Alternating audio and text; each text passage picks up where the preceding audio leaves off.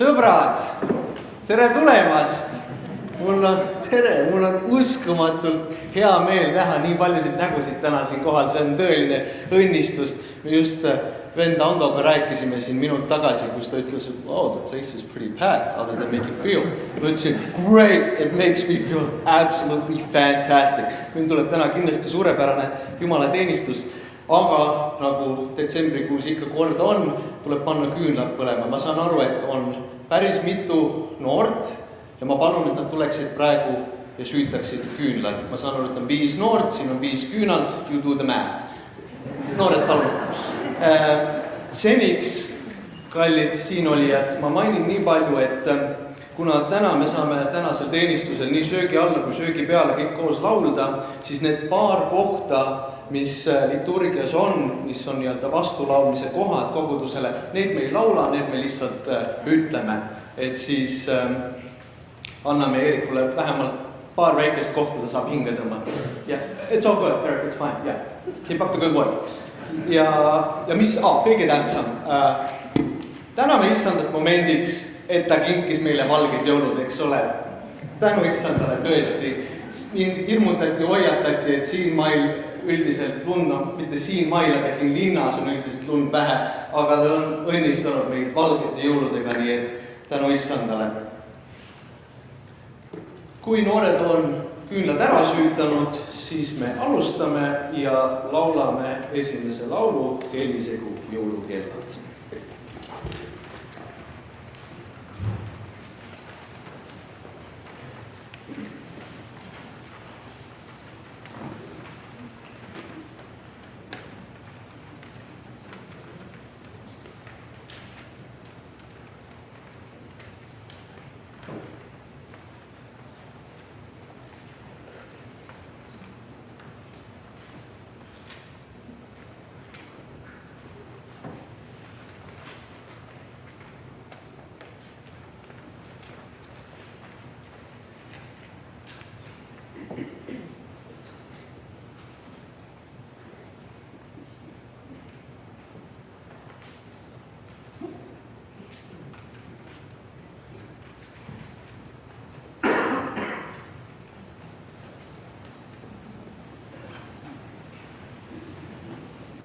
Prohvet Jeremia läbi on ennustatud, vaata, päevad tulevad, ütleb issand, mil ma lasen tõusta Taavetile ühe õige võsu.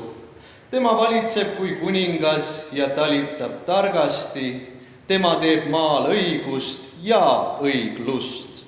Tema päevil päästetakse Juuda ja Iisrael elab julgesti. Ja see on nimi, millega teda hüütakse, issand meie õigus.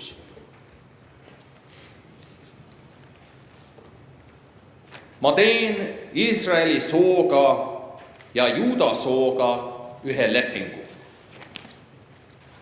Ma panen nende sisse oma seaduse ja kirjutan selle neile südamesse, siis ma olen neile jumalaks ja nemad on mulle rahvaks. Siis üks ei õpeta enam teist ega vend venda, öeldes tunned issandat, sest nad kõik tunnevad mind nii hästi, pisikesed kui suured, ütleb issand, sest ma annan andeks nende süü ega tuleta enam meelde nende pattu. Prohvet Jesaja läbi on ennustatud. Iisai kännust tõuseb võrse ja võsu tema juurtest kannab vilja. Ja tema peal hingab issanda vaim, tarkuse ja arukuse vaim, nõu ja väe vaim, issanda tundmise ja kartuse vaim. Meil sünnib laps, meile antakse poeg, kelle õlgadel on valitsus ja kelle pannakse nimeks imeline nõuandja, vägev Jumal, igavene isa, rahuvürst. Suur on valitsus ja otsatu on rahu Taaveti au järjele ja tema kuningriigi üle. Prohvet Miika läbi on ennustatud, sina, Betlem, Efrata, olgugi väike Juuda tuhandete seas, sinust tuleb mulle see, kes saab valitsejaks Iisraelis ja kes põlvneb muistseist päevist igavesti. Aamen. Kallis kogudus, laulame järgmise laulu, tänu olgu Jumalale.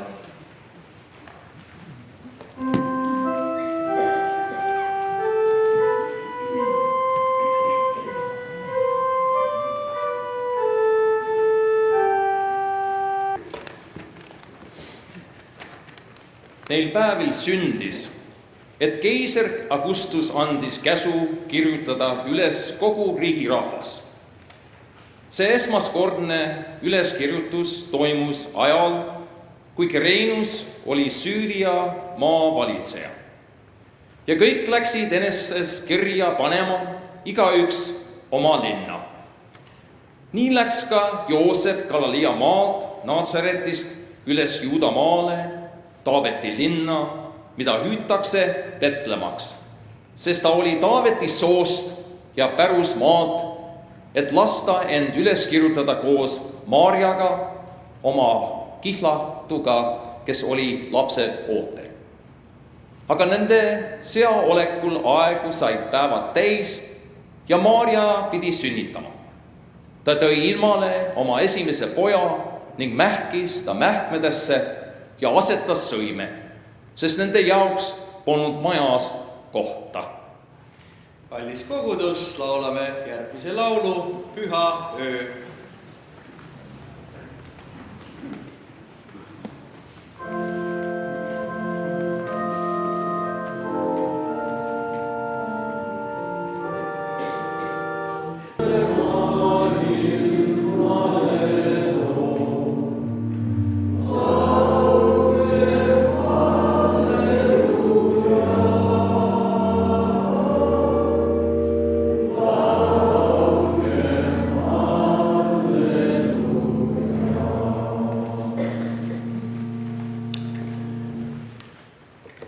Kuulgem Jeesuse sünnilugu. Karjased olid seal paigus õitsil ja valvasid öösel oma karja. Issanda ingel seisatas nende juures ja issanda kirkus säras nende ümber ja nad kartsid üliväga. Aga ingel ütles neile, ärge kartke, sest vaata, ma kuulutan teile suurt rõõmu, mis saab osaks kogu rahvaile, et teile on täna sündinud Taaveti linnas päästja, kes on issand Kristus. Ja see on teile tunnustäheks. Te leiate lapsukese mähitud ja sõimes magavat. Äkitselt olid koos ingliga taevased väed Jumalat kiitmas, au olgu Jumalale kõrges ja maa peal rahu, inimestes hea meel. Kallis kogudus, laulame järgmise laulu, ma tulen taevast ülevalt.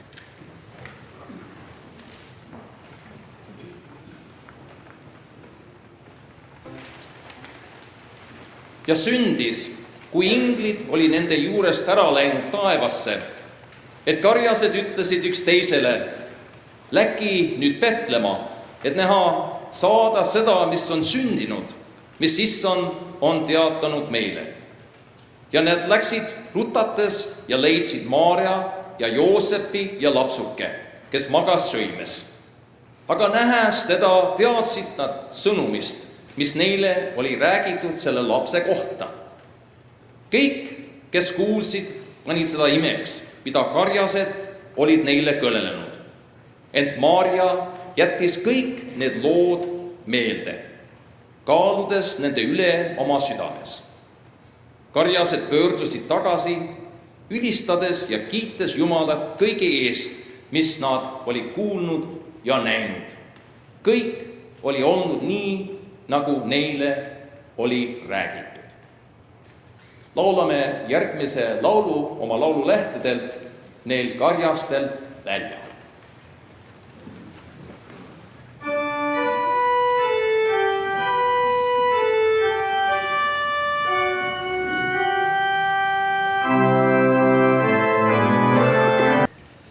Jah, Jumala arm on ilmunud päästvana kõigile inimestele ja kasvatab meid, et me, öeldes lahti Jumala kartusest ja ilmalikest himudest, elaksime praegusel ajal mõõdukalt ja õiglaselt ja Jumala kartlikult, oodates õndsa lootuse täitumist ning suure Jumala ja meie päästja Jeesuse Kristuse kirkuse ilmumist. Tema on loovutanud iseenda meie eest, et meid lunastada kõigest ülekohtust ja puhastada endale päris rahvaks, innukaks headele tegudele. Nõnda lõpeb Jeesus lapse sünnilugu. Liigume kohe edasi kõne juurde. Lühijutlus. Armu teile ja rahu Jumalalt, meie Isalt ja Issandalt Jeesuselt Kristuselt. Kui Jeesus laps sündis, oli parasjagu Rooma riigis rahulik aeg. Peaaegu juba 20 aastat oli selleks hetkeks möödas, kui noor Augustus, sel hetkel veel Octavius, oma onu nimel võitis kodusõja ja sai esimeseks Jumal keisriks, God Emperor inglisepäraselt. Ja see konkreetne seik, et samal ajal, kui toonases kõige vägevamas, võimsamas impeeriumis oli võimul niinimetatud kuningas, Jumal kuningas, siis samal ajal oli kusagil mingisuguses väikeses, tänapäeval vaieldakse selle üle, et kas see koht, kuhu Joosep ja Maarja läksid ja kus Jeesus sündis, kas oli mingisugune maa-alune koopakoht, sellepärast et tegemist oli talveajaga ja sealses piirkonnas oli tegelikult kombeks ikkagi talveks, eriti ööseks loomad sisse viia ja kui olid piisavalt heast materjalist kivid, mida oli võimalik koobasteks lõhkuda, siis tõenäoliselt ta ei olnud selles ilusas nativities, nagu inglise keeles öeldakse, selline ilus väike majake ja seal Jeesu laps, vaid nad olid tõenäoliselt kusagil maa all.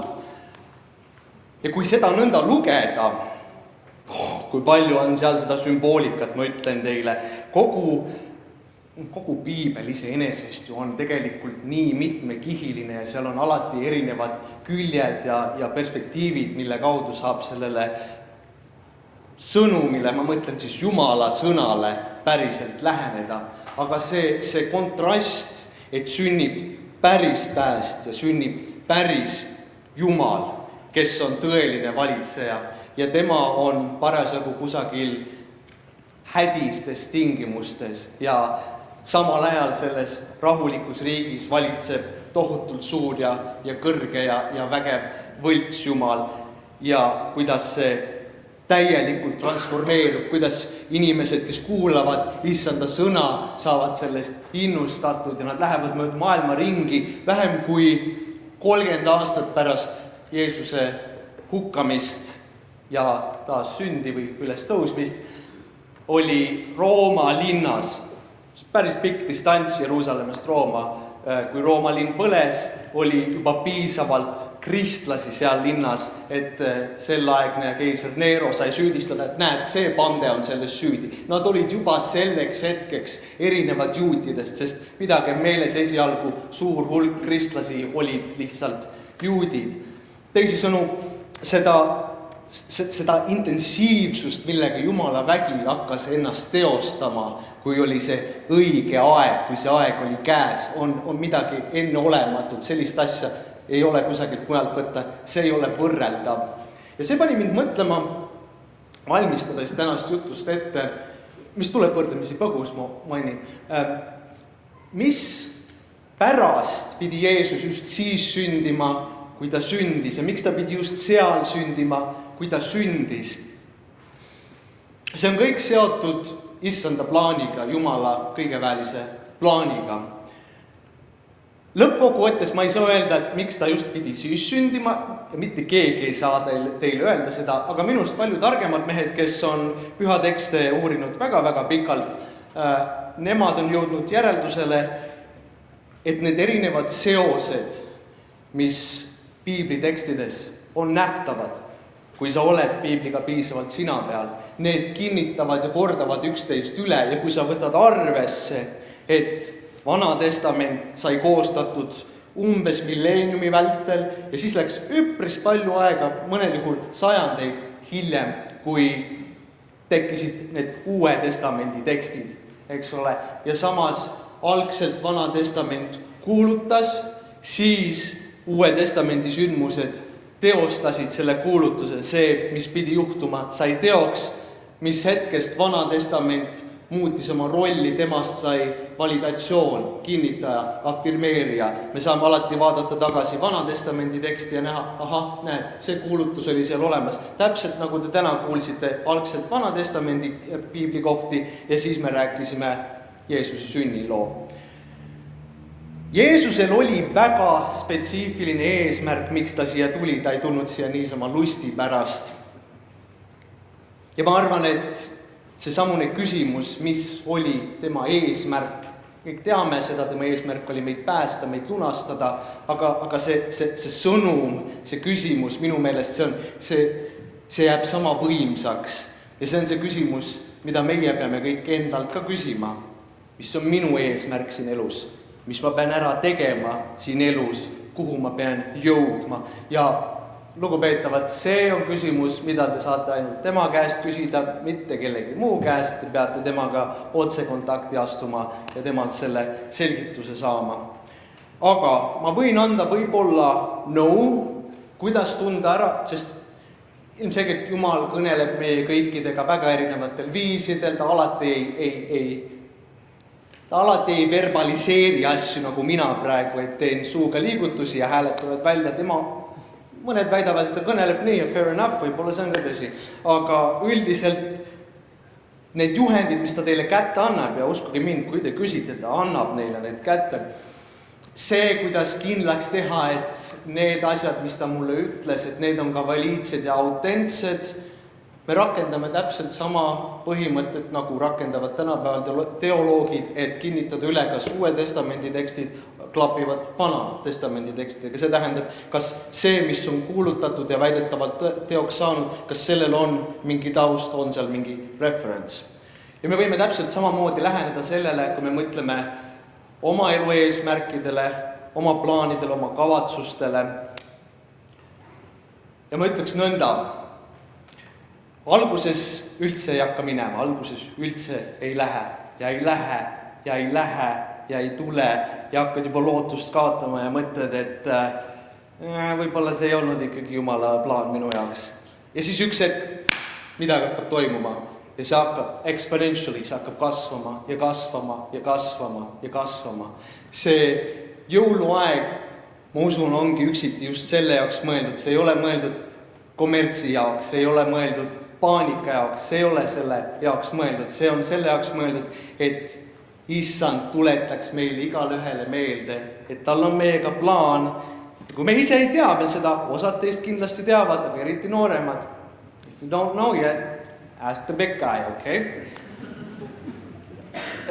Ja kui te olete selle vastuse saanud, siis te näete, kuidas see hakkab teie elus kuhugi minema. Eks ole, kes olid siin teist nüüd pühapäeval, kui mind ordineeriti, siis teate väga hästi, mida ma silmas pean, kui ma ütlen, et Jumalal on plaan, kuidagi moodi ta seda teie elus teostab ja lõpuks tal on teie kõigi jaoks see kindel koht. Mina olen väga tänulik, et täna, nüüd ja praegu see koht teie kõigi jaoks on siin meie pühas kojas, kus me saame väärikalt Jeesus lapse sündimist taas mälestada ja tähistada. Ja võib-olla see olekski hea kokkuvõte tänasele jutlusele. Ja need ei ole nüüd minu sõnad, need on kõigeväelise sõnad. Igal asjal on oma aeg ja koht. Olge õnnistatud, kallis kogudus. Amen. Nüüd järgneb meie solisti poolt lugu. Eerik, ma küsin sult seda ka, et pärast seda me teeme riigi hümni. Kas sa saad seda klaveri peal mängida? Can you play the... Kas see parem? No siis sa ei pea üles jooksma, siis me võime aega kokku. Is that fine? You can play... Okay, suurepärane. Thank you.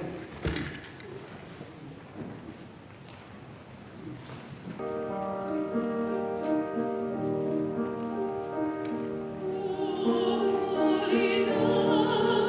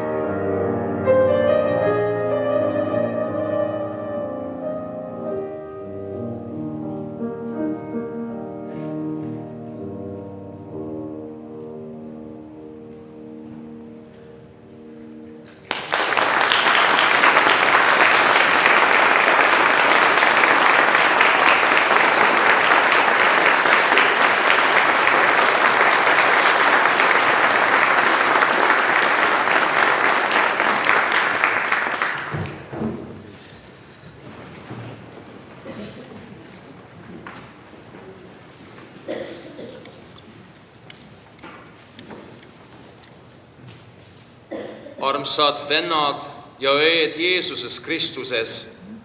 Me oleme pühakirjas kuulnud Jumala lunastustööst ja oleme rõõmuga laulnud Jumala jõululaule. Nüüd palvetagem kogu maailma ja kiriku eest, vaeste, abitute, kodutute, nälgijate, rõhutute, haigete, leinajate, üksildaste, hüljatute, vanurite, laste ja kõigi ees, kes Kristuses armastuses veel ei tunne. Tuletagem Jumala ees meelde püha ja alandliku neitsi Maariast ja kõik pühaseid, kes on oma lootuse pannud lihaks saanud sõnale. Me kogume kõik need eespalved kokku Jeesuse Kristuse õpetussõnadega. Jeesuse nimel kõik üheskoos palume. Meie Isa, kes sa oled taevas, pühitsetud olgu sinu nimi, sinu riik tulgu, sinu tahtmine sündigu, nagu taevas, nõnda ka maa peal. Meie igapäevast leiba anna meile täna päev ja anna meile andeks meie võlad, nagu meiegi andeks anname oma võlglastele. Ja ära saada meid kiusatusse, vaid päästa meid ära kurjast. Sest sinu päralt on riik ja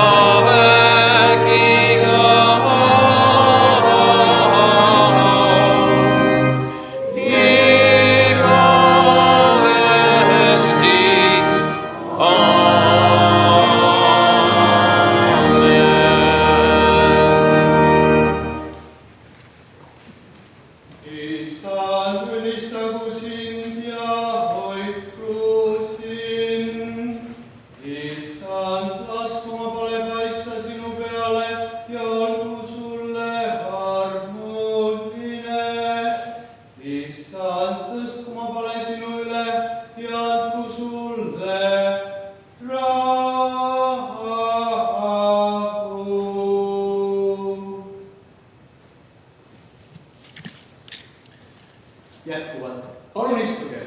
Jätkuvalt teateid ja siis laulame lõpulaulu.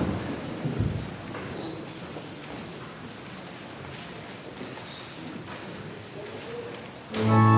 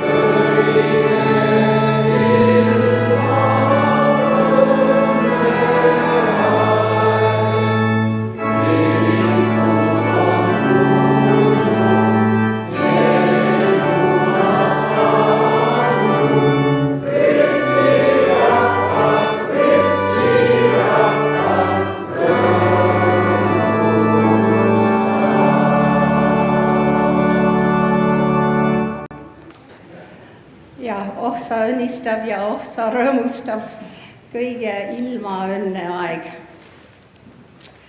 Ja kõigepealt tänasel jõulujumalateenistusel me tõesti täname südamest meie õpetajat Andu Kass ja noort diakoonid Karl Pajud.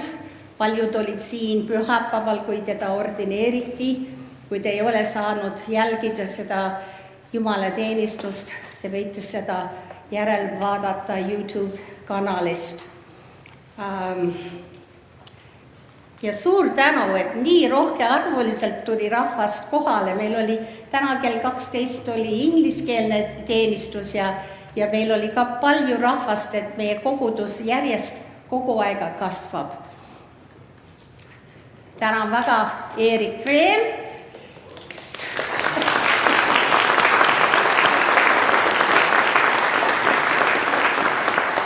Ja suur tänu, our heartfelt thanks go out to Heidi Breyer for your just absolutely amazing singing today. Thank you very much.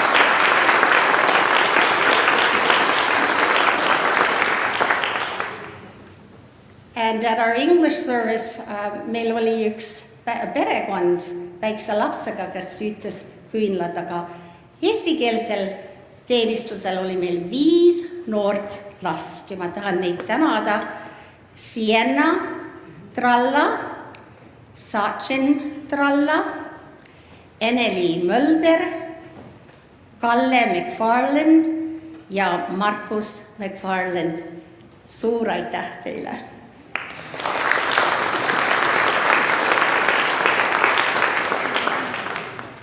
Ja suurim tänu kuulub Markus Jukumile, tema abilistele Tauno Mölder on seal üleval ja Tiiu Roiser kõik tehnilise abi eest, video ja heli salvestamise eest.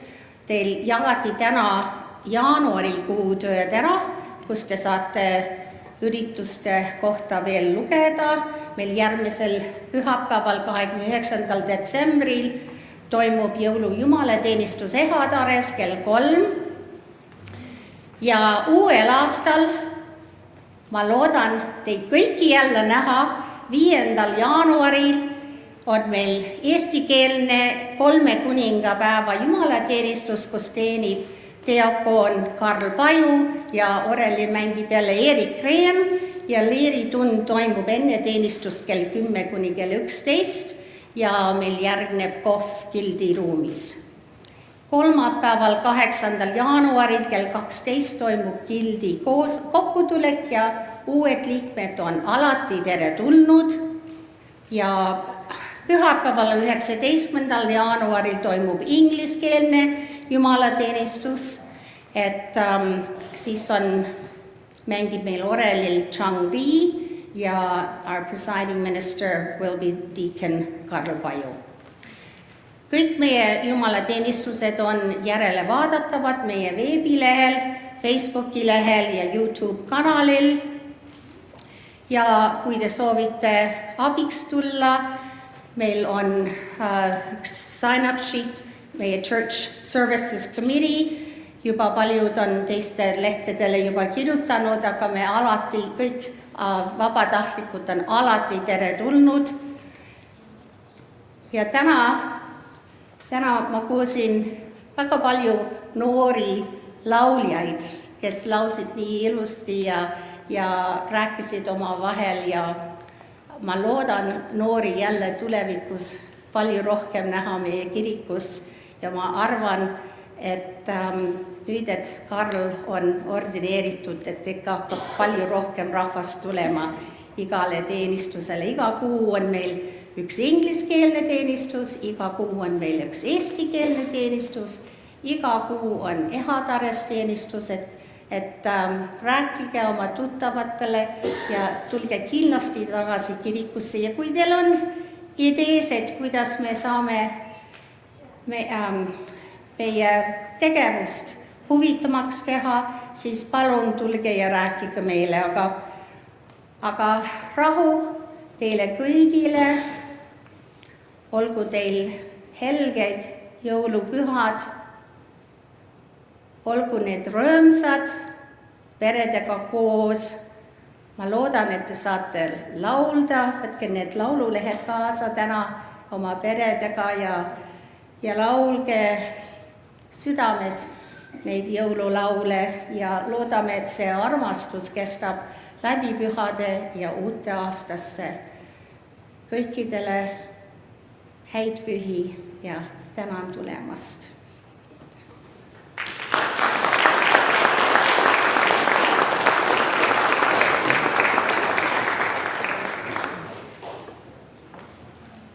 Kallis kogudus, minge rahuga ja teenige, mis anda rõõmuga. Tänane teenistus on lõppenud.